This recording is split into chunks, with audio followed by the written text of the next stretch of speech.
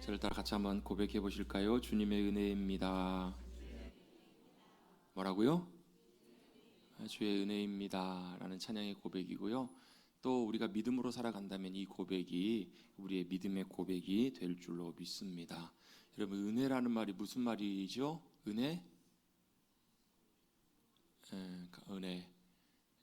하나님의 함께해 주심입니다. 또 붙들어 주심입니다. 또 우리의 힘이 되어 주심, 능력이 되어 주심, 그 모든 것들이 하나님의 은혜 안에 포함되어 있는 주님이 우리에게 주시는 귀한 선물입니다. 여러분, 그 은혜를 누리십시다. 여러분, 그 은혜로 함께해 주시는 삶이 그게 믿음의 삶입니다. 믿음의 삶은 그냥 교회 다니는 거, 내가 예수님 믿는다라고 하는 거, 그것도 다 물론 믿음의 삶에 포함되어 있는 것이지만, 진짜 믿음의 삶은 그 은혜로 살아가는 것이 진짜 믿음의 삶입니다. 하나님이 내 삶에 함께하고 계시고, 내 삶을 붙들고 계시고, 내 삶을 통해서 역사하고 계셔서 정말로 하나님이 내 삶을 인도하시는구나, 붙드시는구나, 나의 힘이 되시는구나, 나의 능력이 되어주시는구나, 그걸 경험하고 살아가는 삶이 은혜로 살아가는 삶이고 믿음의 삶입니다. 그래서 그 삶을 살아갈 때, 그렇게 경험하고 살아갈 때 우리는 하나님 앞에 감사하며 찬양할 수 있습니다. 우리 아까 처음에 예배 시작하면서 찬양했던 것처럼 그렇게 살아갈 때, 그걸 경험하고 살아갈 때 주님이 정말 나의 소망이 되십니다, 나의 진정한 위로자가 되시고 빛이 되십니다라고 고백할 수 있습니다. 여러분, 그렇게 믿음으로 서서 살아가시는 우리 머릿돌 교회 성도님들이 되시기를 간절히 바랍니다. 별로 안 원하시나 봐요. 오늘은 그러거나 말거나, 몇 주째 좀 그런 것 같아요. 아이고, 그러시거나 말거나 나는 내 길을 갑니다. 아니요, 여러분, 우리는 우리의 길을 가는 인생을 살아가는 것이 아니고요, 은혜로 함께 하시는 그 주님과 함께 살아가는 삶을 살아가는 것이 우리의 인생이고 우리의 믿음의 삶이에요. 그걸 살지 못한다면 사실 우리가 믿음으로 살아간다라는 것 말할 필요도 없고 사실 별로 의미가 없습니다. 그걸 하나로 쭉 묶어서 우리는 뭐라고 표현할 수 있냐면요, 같이 한번 해보십시다. 굉장히 어려운 말입니다. 복. 그걸 뭐라고요? 복이라고 이야기할 수 있습니다. 여러분, 성경에서 보면 맨 앞에가 창세기가 나오죠. 창세기가 몇 장으로부터 시작해요? 모르세요? 창세기는 1장부터 시작합니다. 창세기 1장에 보면 창세기를 쫙 펴자마자 뭐가 나오냐면, 태초에 하나님이 하늘과 땅을 창조하셨습니다 라는 말씀으로 시작해요. 하나님이 모든 것의 시작이 되셔서 모든 인류의 역사와 모든 세상의 시작을 주님이 시작하셨습니다. 그리고 하나님의 창조의 역사의 정점, 하나님의 창조의 역사의 마지막 완성하신 하나님의 작품이 바로 뭐냐면 아담이에요. 사람이에요. 네, 사람이요, 사람. 하나님이 사람을 만드시고 나서 가장 먼저 하셨던 것이 바로 뭐냐면, 그 사람에게 하나님의 형상대로 사람을 지으시고, 그리고 뭘 하셨냐면 복을 주시며 이르시되라고 말씀하고 있어요. 제일 먼저 하신 게 바로 뭐냐면 복을 주신 거예요. 그리고 나서 뒤에 이어서 그 다음에 주님이 생육하고 번성하라 이런 말씀들 쭉 하세요. 근데 그 말씀을 명령 지시를 하시기 전에 제일 먼저 하신 게 바로 뭐냐면, 하나님이 뭘 주셨다고요? 복을 주셨다고요. 그럼 하나님은 어떤 분이세요? 복 주시는 하나님이시라는 거예요. 여러분, 옆에 계신 분들과 오늘 인사를 안 했기 때문에 이렇게 한번 인사를 하십시다. 하나님은 복 주시는 하나님이십니다. 설교할 때는 대답도 안 하시다가 옆에 인사하시라 그러니까 힘을 내셔서 인사를 하시네요. 오늘은 알았습니다. 옆에 계신 분들하고 자꾸 인사를 시켜야 적당히 하겠습니다.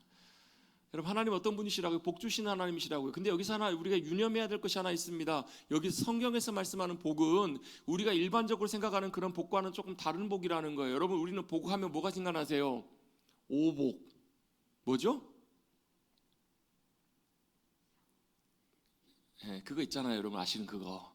그걸 생각해요. 예를 들면 건강, 장수, 또 뭐예요? 여러분이 원하는 것이 이루어지는 거, 사업이 형통한 거, 자식이 잘 되는 거, 이런 것들, 여러분이 원하고 바라는 것들이 이루어지는 것을 복이라고 생각하시죠? 맞죠?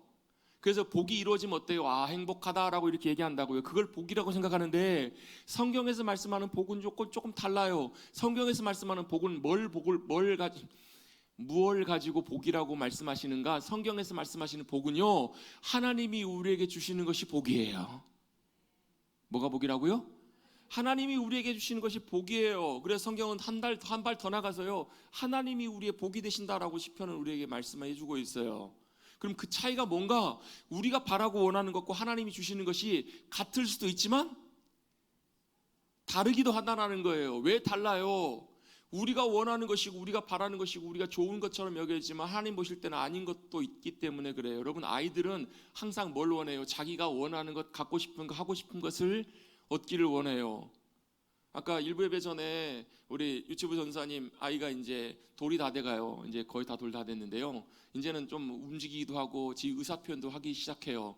아까 아동문 전사님이 뭘 하고 계셨는데 PT병을 갖고 이제 물을 붓고 슬러시를 만드신다고 물을 붓고 PT병을 갖고 있었는데 그게 관심이 있었나 봐요. 뭐예요? 뭐 한다는 거예요? 자기 달라는 거예요. 안 주면 어떻게 해요? 예, 때를 쓰고 울어요. 언제까지요? 얻을 때까지. 여러분, 그게 여러분 PT병이기 때문에 아이에게 그냥 줄 수 있지만 혹시라도 아이에게 위험한 것이라면 그걸 줘요, 안 줘요? 줘야 돼요, 말아야 돼요? 주지 않는 것이 아이에게 훨씬 더 유익한 거잖아요. 마찬가지죠. 하나님께서도 우리에게 뭘 주신다고요? 하나님이 보실 때 우리에게 유익하고 복되고 선하고 좋은 것들을 주시길 원하시는 분이 우리 하나님 아버지세요.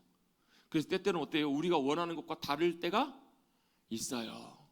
우리가 생각하지도 못한 것을 주님이 주실 때도 있다고요. 여러분, 어렸을 때 학교 앞에서 뭘 많이 팔았어요?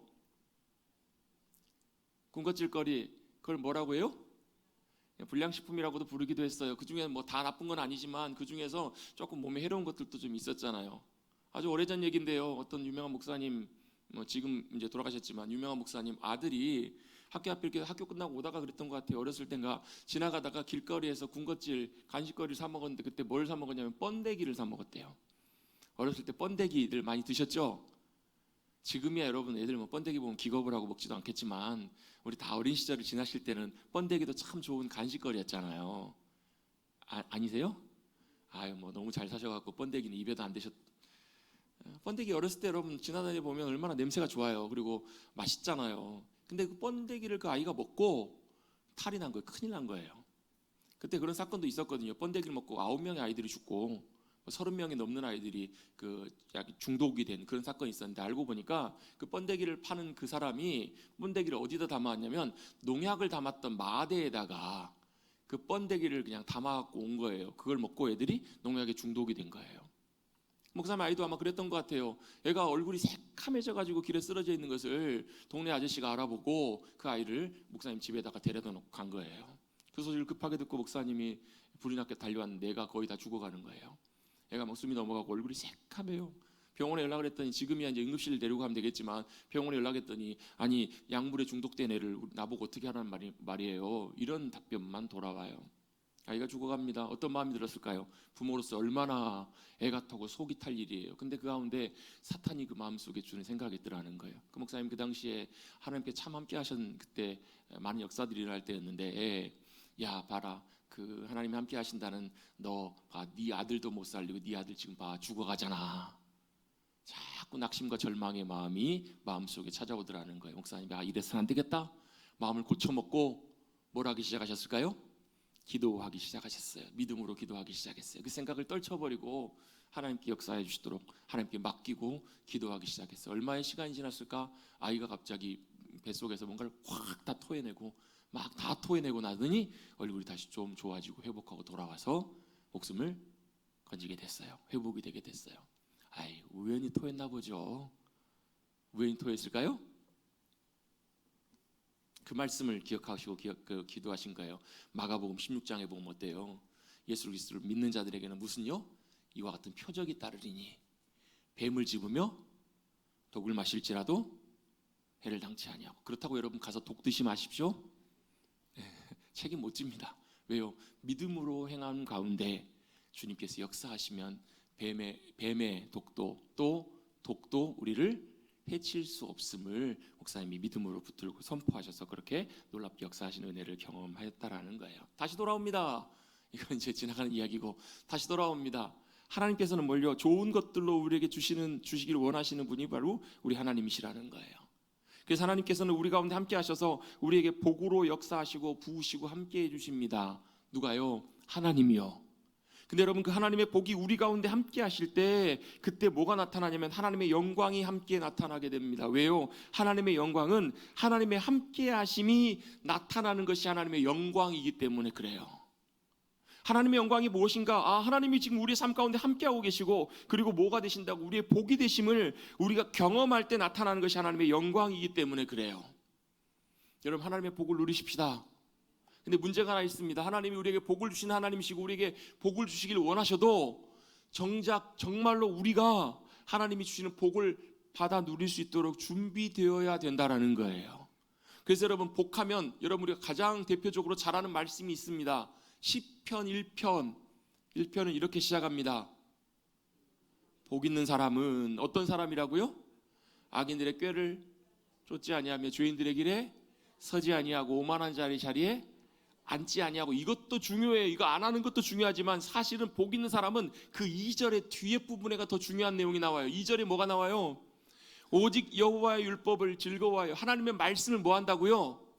기뻐하고 즐거워한다고요. 복 있는 사람 어떤 사람이라고요? 하나님의 말씀을 즐거워하는 사람. 아니 잠깐 그것까지 넘어가지 마시고, 즐거워하는 사람이라고, 기뻐하는 사람이라고. 여러분 요즘 뭘 즐거워하시고 기뻐하십니까? 요즘 여러분에게 기쁨과 즐거움이 무엇이 여러분의 기쁨과 즐거움이세요? 아무 즐거움 없이 사십니까? 어떤 분들은 아마 핸드폰, 그렇죠? 핸드폰만 있으면 하루 종일 기쁘고 즐겁게 룰루랄라 보내실 수 있는 분도 계실 거예요. 어떤 분들은 뭐가 좋을까요? 여러분을 기쁘게 하고 즐겁게 하시는 거. 제발 좀 얼굴 좀 피세요. 인상 쓰고 저 좀 쳐다보지 마시고. 무서워요. 막 인상 팍팍 쓰시고 저를 쳐다보고 계신 분들이 두 분 계세요. 두 분. 여러분이 앞에 한번 보셔서 표정을 한번 보세요. 제 말이 맞는가 틀린가. 여러분 요즘 뭐가 여러분의 큰 기쁨이고 즐거움이세요? 여러분 즐거움도 없으세요? 기쁨이 없으세요? 어떤 분은요, 손주가 여러분의 기쁨이고 즐거움이신 분도 계실 거예요. 여러분 혹시라도 뭐 주식 하시는 분 계신지 모르겠습니다. 주식이 올라가면 만면에 막 얼굴에 미소와 기쁨이 가득해요. 학생들이라면 어때요? 시험을 봤는데 성적이 공부했던 것보다 예상보다 훨씬 잘 나와요. 훨씬 더 좋은 일이에요. 맞대잖아요. 여러분, 우리에게 기쁨과 즐거움이 무엇입니까? 복 있는 사람은요, 하나님의 말씀이 즐거움이 된대요. 기쁨이 된대요. 그걸 보시면 돼요. 내 기쁨이 무엇인가? 복 있는 사람은 하나님의 말씀이 기쁨이고 즐거움이 돼요. 그래서 어떻게 해요? 주님의 말씀을 주야로 묵상하는도다. 묵상한다는 말이 무슨 말이에요? 늘 생각하고 마음에 품고 말씀의 의미가 무슨 의미인지를 늘 살피고, 그렇게 끝나는 것이 아니고요. 말씀을 묵상하고 뭐예요? 묵상하는 사람은요, 말씀을 따라 순종하는 삶을 살기를 원하는 사람들이에요. 하나님의 말씀을 즐거워하고 기뻐해서 말씀을 읽고 따라가고 묵상해서 그 삶을 살아가는 사람, 그게 왜 복 있는 사람이냐면, 그렇게 말씀을 순종하고 따라가면 누굴 따라가게 되냐면 주님을 따라가는 삶을 살기 때문에 그래요. 뭐 한다고요? 주님을 따라가는 삶을 살게 돼요. 주님이 동행해 주세요. 그 사람을 성경에서는 복 있는 사람이라고 말씀하고 있습니다. 여러분, 누가 복을 누리고 살아가는가? 복이신 하나님과 함께 살아가는 사람, 동행하는 사람, 복이신 하나님을 따라가는 사람, 그들에게 하나님이 복이 되어 주시고 그 복을 누리는 자리에 뭐가요? 하나님이 영광으로 함께 해 주신다는 거예요. 그게 하나님의 영광입니다. 하나님의 영광이 함께 하신다. 그 말이 무슨 의미인가? 여러 가지 의미가 있습니다. 여러분, 하나님의 영광이 나타나는 자리, 함께 하신 자리는 어떤 자리인가? 한번 같이 한번 해보겠습니다. 첫 번째, 함께 한번 해봅니다. 하나님이 함께 하심, 그걸 내가 깨닫는 자리예요. 여러분, 지난 한 주간에 여러분, 하나님이 여러분과 함께 하셨습니까? 그냥 정신없이 한 주간 지내지 않으셨어요? 왜 말을 못 하십니까? 여러분, 우리 분주한 일상 살다 보면 마음으로는 알죠. 근데 언제요? 특별한 하나님의 은혜 가운데 하나님이 여전히 내 삶에 함께하고 계시는 거야. 그걸 깨닫고 경험할 때가 있으세요? 없으세요? 있다고요. 그때가 언제예요? 그때가 하나님의 영광이 우리 가운데 함께 하실 때예요. 하나님이 살아계시고 우리의 삶에 함께 하신다. 그걸 경험하는 자리가 하나님의 영광이 함께 하시는 자리예요. 또 두 번째로 하나님의 영광이 함께 하시는 자리는요, 함께 하시는 하나님이 뭐 하시냐면 가만 계시는 것이 아니고 우리의 삶 가운데서 역사하신다는 거예요. 역사라는 말을 우리 쉬운 말로 바꿔보면 일을 하신다는 말이에요. 무슨 일을요? 내가 내일, 여러분, 내가 하면 누구의 일이에요? 내 일이에요. 하나님이 하시면 하나님이 일이에요. 하나님의 영광이 임하시고 나타난 자리에는 뭐가요? 하나님이 일하시고 역사하시는 그 일들이 나타난다고요. 그게 하나님의 영광이 함께 하신다라는 의미입니다. 그것을 알게 하세요. 그래서 하나님의 영광이 나타나시고 함께 하시면 그 삶에는 뭐가 있냐면요, 승리가 있습니다. 평안이 함께 하십니다. 기쁨이 넘칩니다. 감사할 수 있습니다. 일어날 수 있습니다. 일어나십시다. 아니 뭐 주무시고 계셔서 일어나시라는 것이 아니고 여러분, 우리의 영혼이 다시 한번 주님 앞에 반응하고 일어나는 거예요. 상황이 어떠하든지 상관없이 영광이 함께 하시면 그렇게 일어날 수 있다라는 거예요. 반대가 있습니다. 하나님의 영광이 우리 가운데 함께 하시지 않으시면 우리의 믿음도 신앙도 다 형식적이고 헛것이 되어버린 말뿐인 신앙에 불과하게 됩니다. 그 삶에는요, 하나님이 주시는 승리가 없습니다. 늘 불안합니다. 늘 마음이 요동칩니다.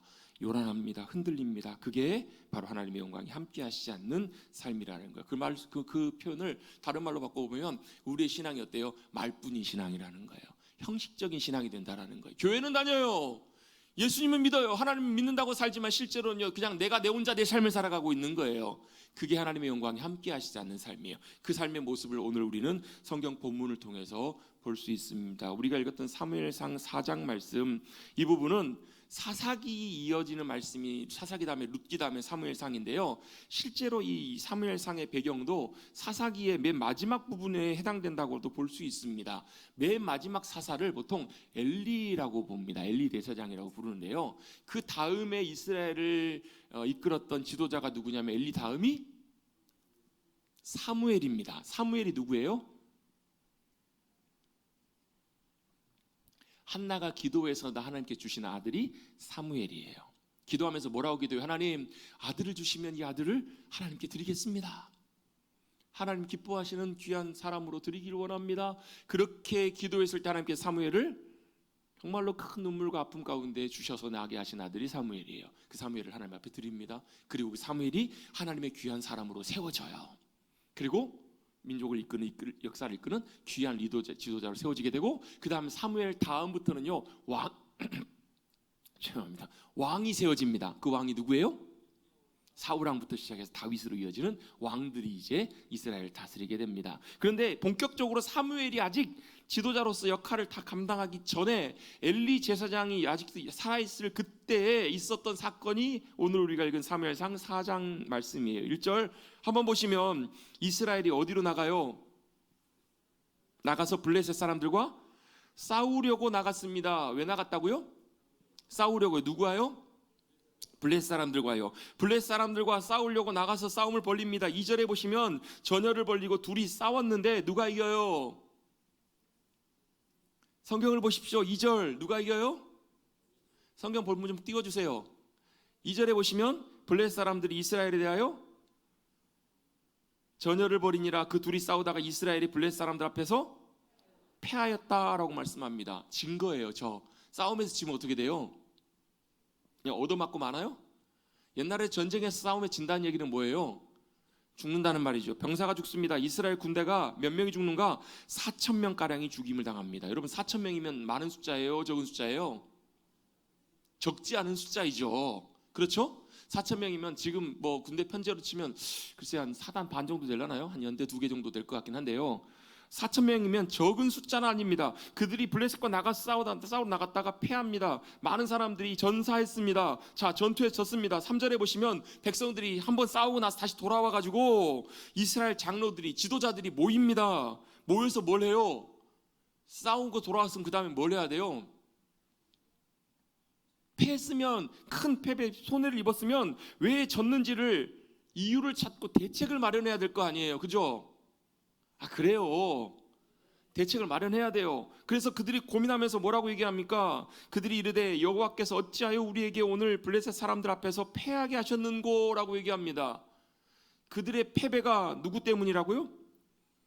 여호와 하나님 때문에, 여호와 하나님께서 우리에게 이렇게 블레셋 사람들 앞에서 패하게 하셨다라고 그들은 문제를 진단을 합니다. 그리고 나서 대책을 마련하는데 그 대책이 바로 뭐예요?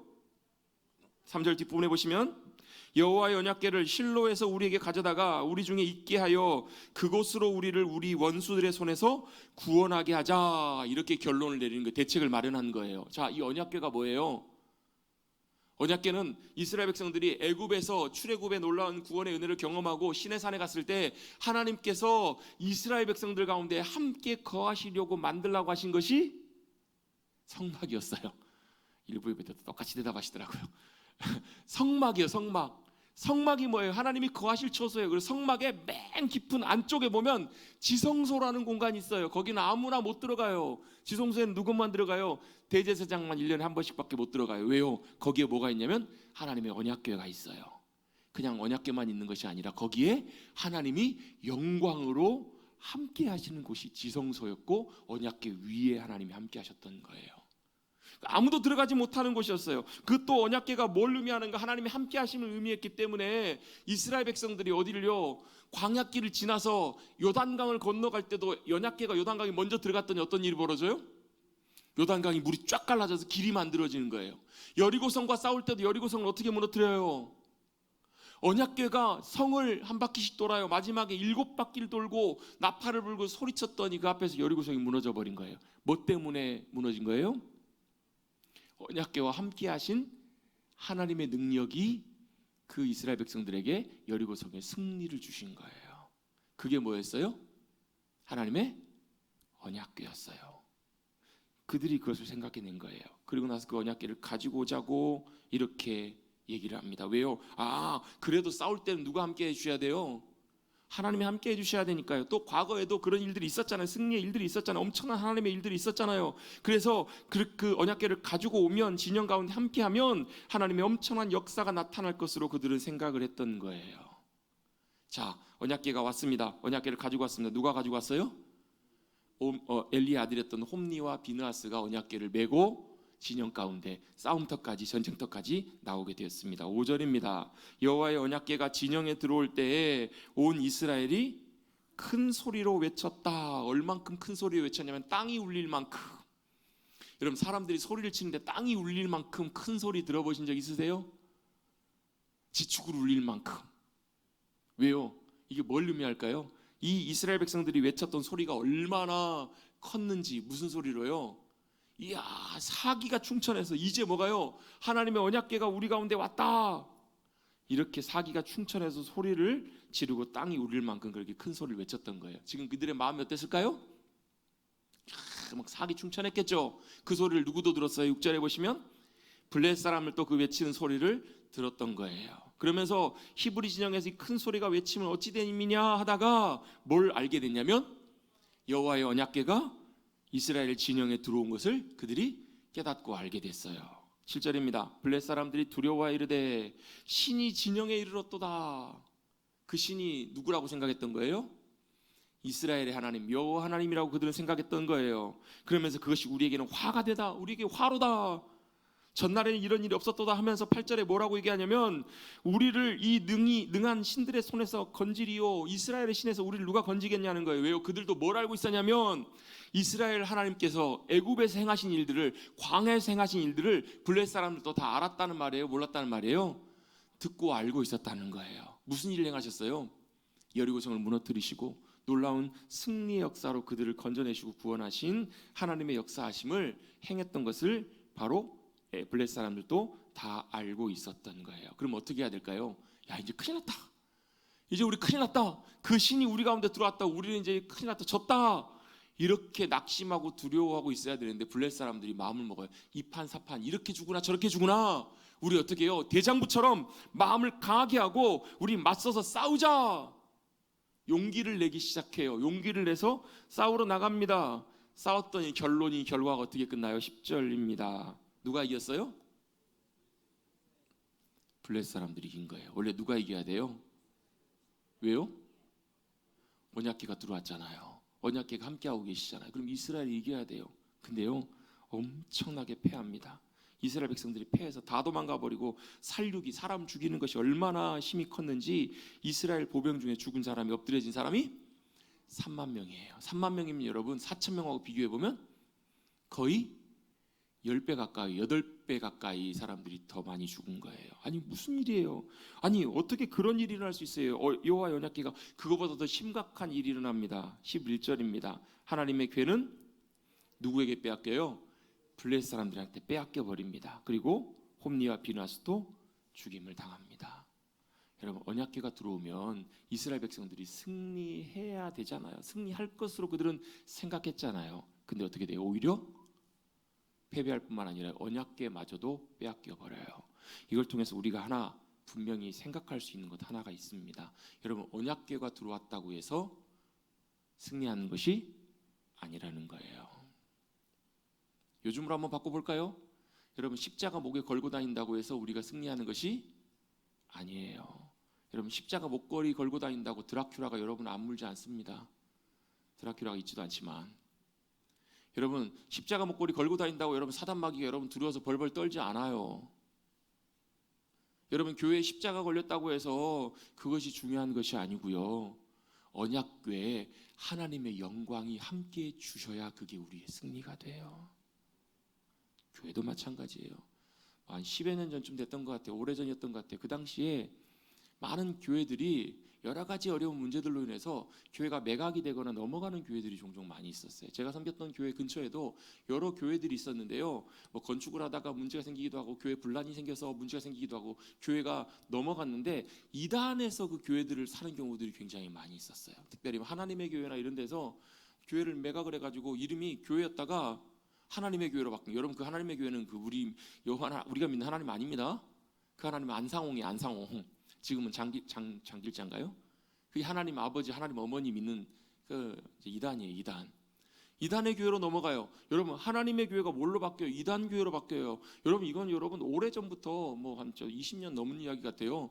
뭐 유럽 같은 데 보면 이미 그런 일들이 일어나고 있었어요. 이미 오래된 유럽의 교회들이요.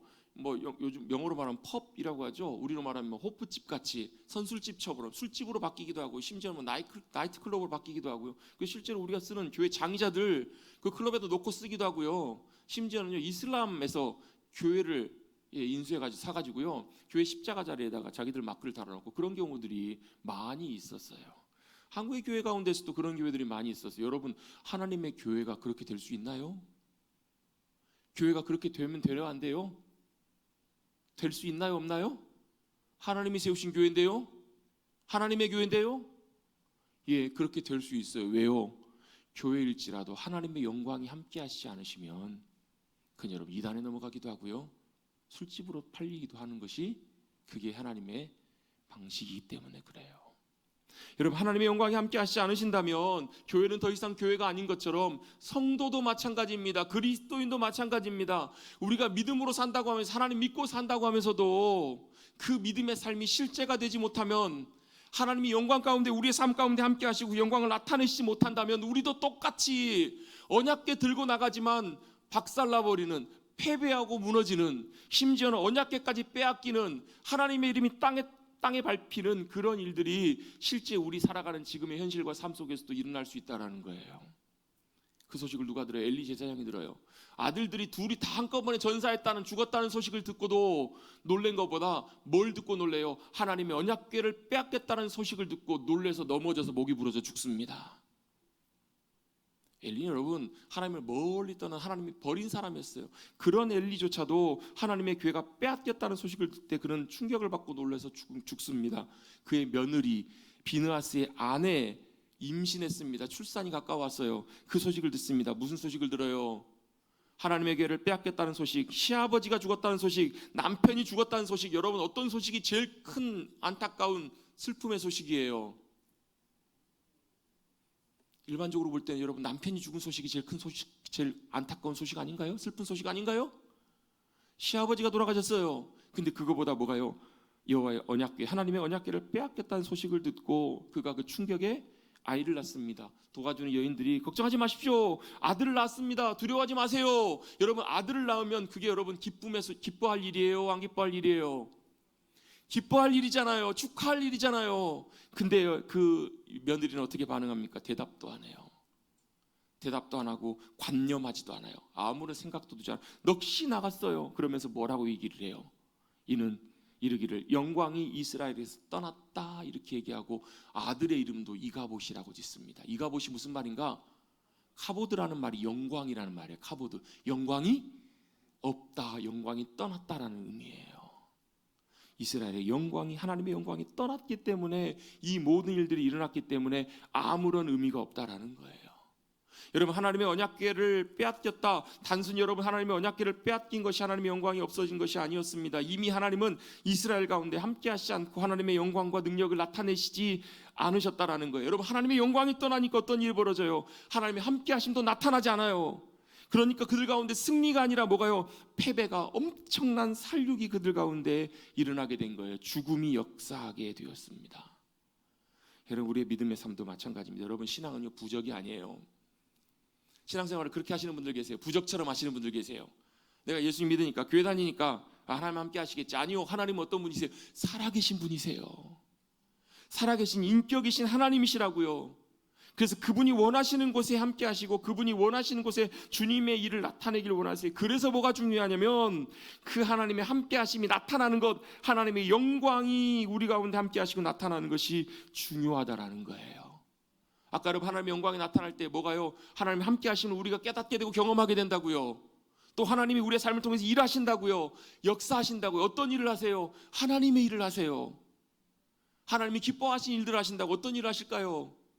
우리의 삶을 승리케 하시고 주님만 하실 수 있는 놀라운 주님의 역사를 나타내시고, 또 어떤 일을 하실까요? 치유하시고 회복하시고 새롭게 하시는, 굳어져 있는 모든 여리고성과 같은 장벽을 무너뜨리시는 그 역사를 이루신다고요.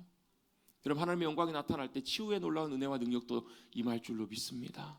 치유가 뭐예요? 요즘 그래요. 아프면 병원 가서 치료받아야지. 병원 가서 치료받으십시오. 병원 가서 약도 드시고 주사도 맞으시고 치료하십시오. 그런데 그러할지라도 고치시고 새롭게 하실 수 있는 분은 우리 주님이시에요. 하나님은 여전히 치료하시고 치유하신 하나님의 놀라운 역사하심을 나타내기를 원하신다고. 그걸 우리가 경험하고 살아갈 필요가 있어요. 아주 오래전 일입니다. 한 10년도 더 된 일인 것 같아요. 전에 교회를 섬길 때 주일 사역을 마치고 저녁 시간에 이제 약속이 있어가지고 밖에서 이제 식사를 하려고 밖에 식사를 하고 있었는데 한 성도님이 전화를 하셨어요.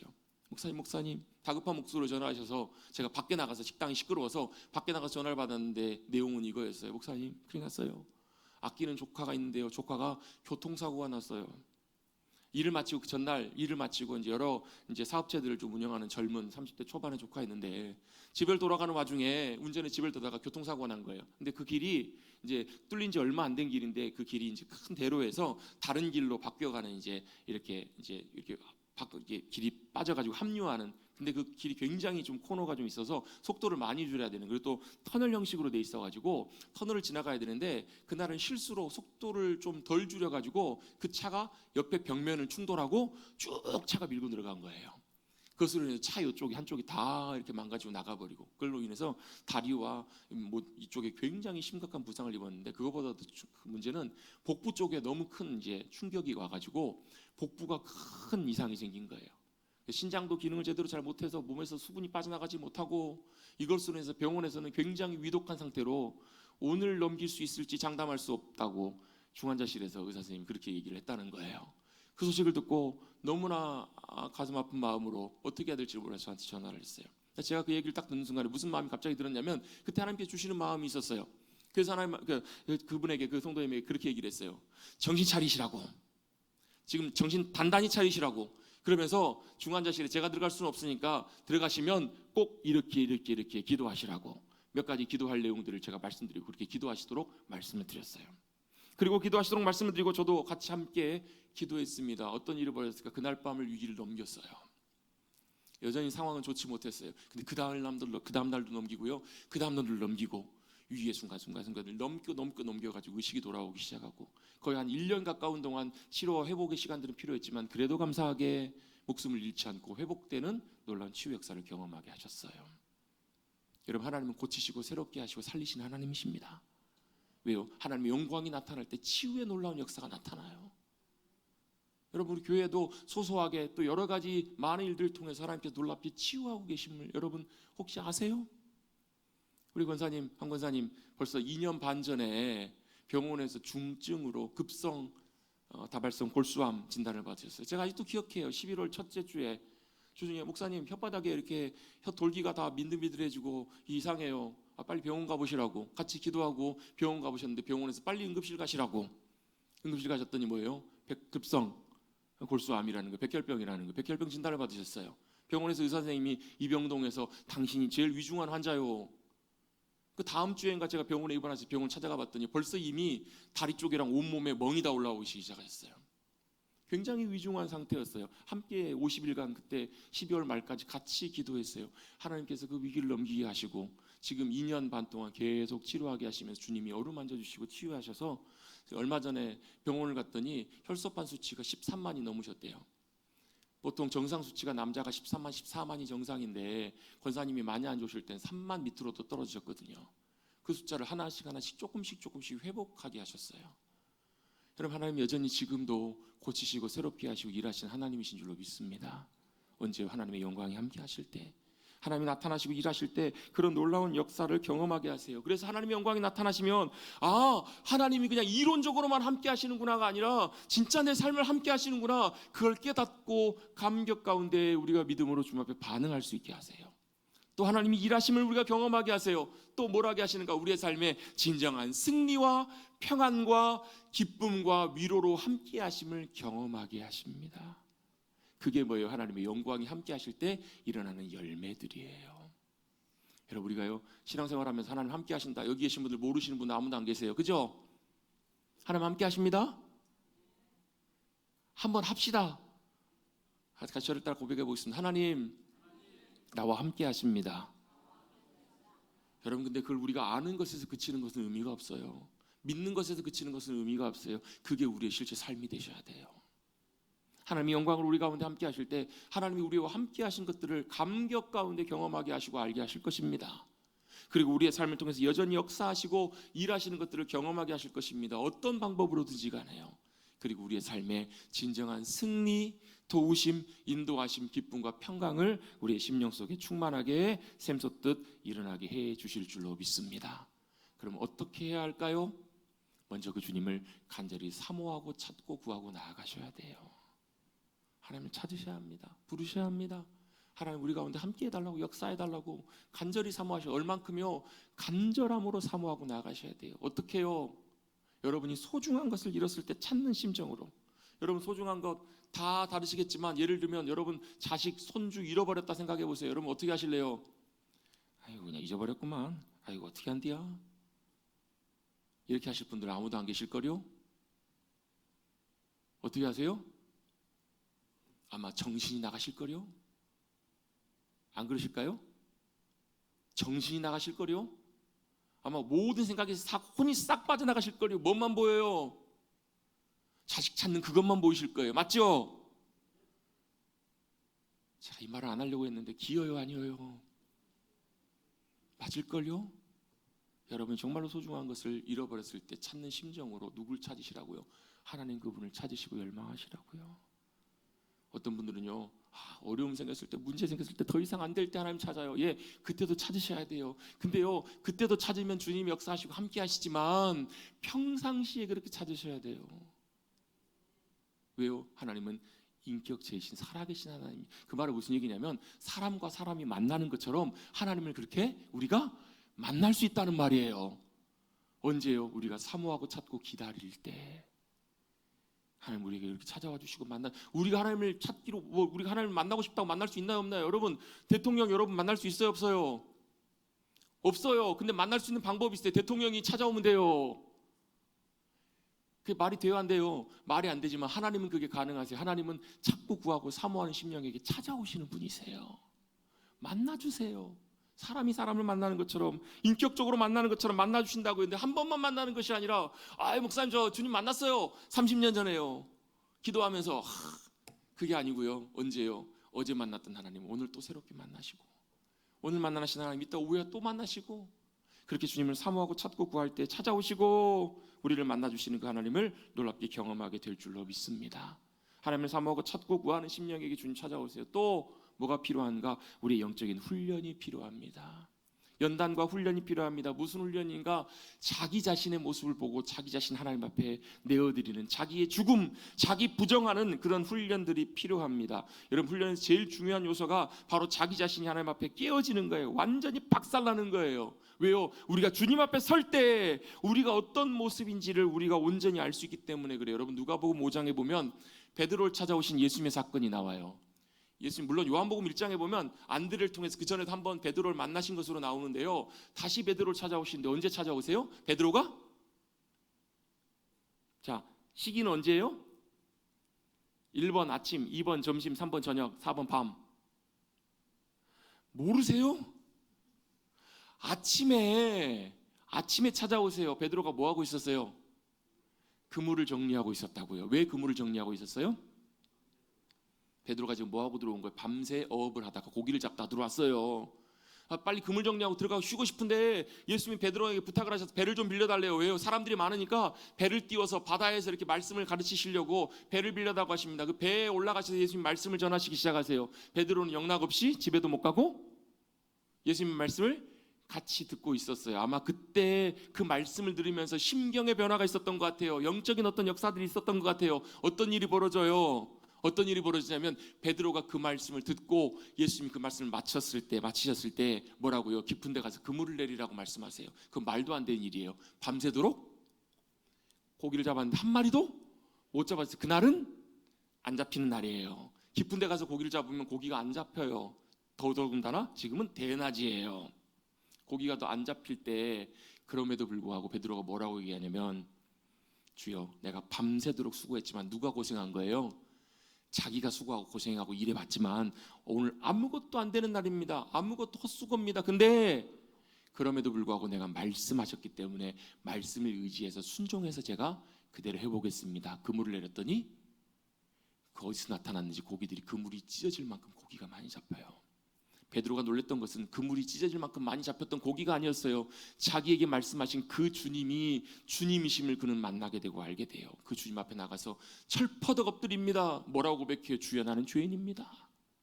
나는 연약한 존재입니다. 나는 아무것도 아닌 존재입니다. 주님 떠나십시오라는 말씀의 의미 안에는 뭐가요? 주님이 필요합니다. 주님밖에 없습니다. 주님 앞에 엎드릴 수밖에 없었던 거예요. 여러분, 우리의 영혼의 훈련이 필요합니다. 무슨 훈련이요? 주님 앞에서 내 자신이 초라하고 아무것도 아닌 연약한 존재임을 깨닫고, 그래서 뭐라고요? 주님이 필요합니다. 주님밖에 의지할 분이 없습니다. 그걸 깨닫고 경험하고 고백하는 그런 훈련들이 필요한 거예요.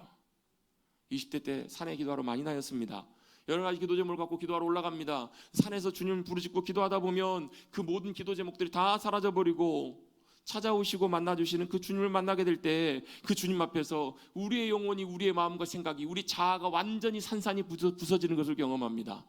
부서지고 깨어지고 나서야 비로소 뭐라고요? 아, 주님 아니시면 안 됩니다. 주님만이 내 유일한 힘이 되시고 도움이 되십니다. 그걸 철저하게 깨닫게 하시더라는 거예요. 그게 은혜의 자리입니다.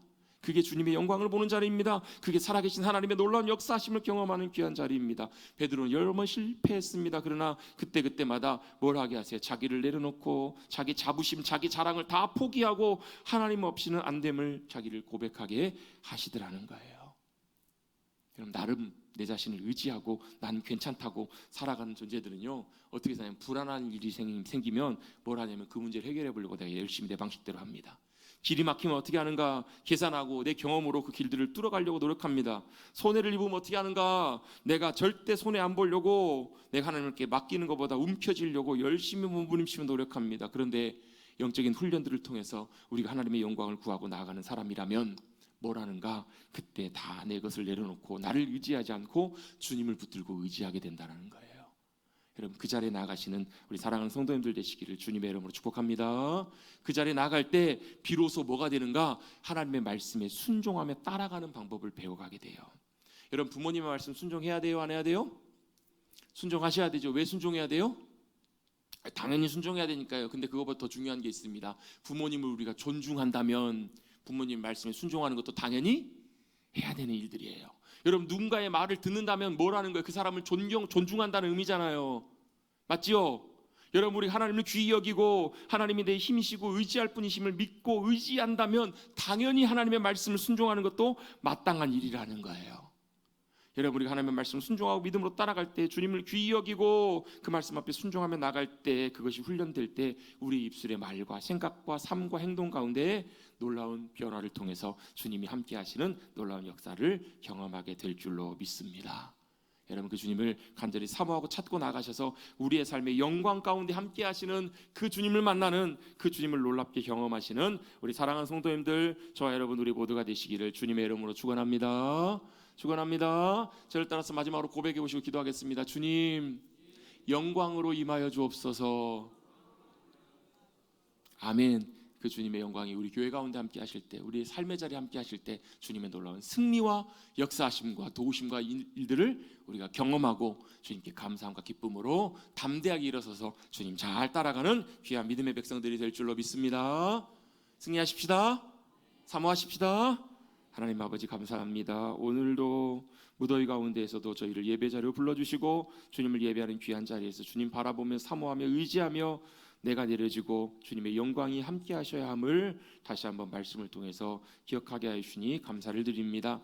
우리가 믿고 의지하는 것, 우리가 고백하는 그 모든 것들이 관념으로, 개념으로, 머릿속에 생각으로만 머물지 말게 하시고 영광의 주님이 함께 해주셔서 그 주님의 함께 하심이 우리의 놀라운 승리가 될 수 있도록, 그냥 겉으로만 보이는 언약궤 붙들지 말게 하시고 십자가만 겉으로 붙들고 사는 것이 아니라, 내가 교회 다니고 예수님 믿는 것 겉으로만 살아가는 신앙이 아니라 실제 우리의 삶에 함께 하시며 영광으로 역사하시는 그 주님을 경험하고 그 주님의 영광이 나타나 진정한 승리와 회복의 삶을 살아가는, 주님 잘 따라가는 우리 모두가 될 수 있도록 은혜를 더하여 주시옵소서. 함께 해주실 것을 믿사오며 감사드리며 예수님의 이름으로 기도드리옵나이다.